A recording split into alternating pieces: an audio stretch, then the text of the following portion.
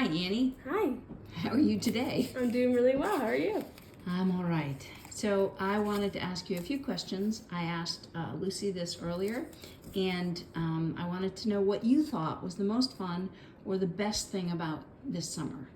I'd say the best thing about this summer was, of course, meeting new people like you and meeting all the volunteers here, and of course, learning new things and getting to apply my learning in a new environment.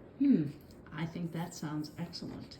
So, what is a takeaway for you now that you have finished your summer and are going into the fall? I guess a takeaway would be is that I don't need to fix every single thing, every single issue or problem that comes up. Rather, learning how to manage them or find ways to work around them, but not necessarily interfering or fixing things. That's probably good advice for life. So, I also wondered if you could comment on the hardest thing. Yeah, definitely the hardest thing is, you grow deep relationships with the residents here. And I'd say the hardest part is, not being able to see, because they're all so lovely, to see some of their faces again, whether they leave or transition. I'd say that's the hardest part.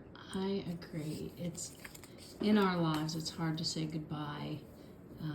So, yes, that's something we all learn here. All right, and then what do you think people should know about the work that we do here, and then, of course, how that applies to the relationships they have in their lives?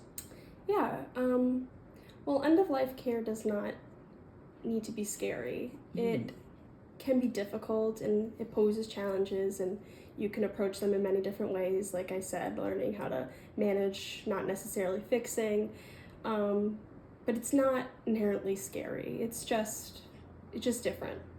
So Thank you, and I appreciate that. And I guess you're going to stick around for a little while. yes, I am. That's a wonderful thing. Thank you very much. Thank you.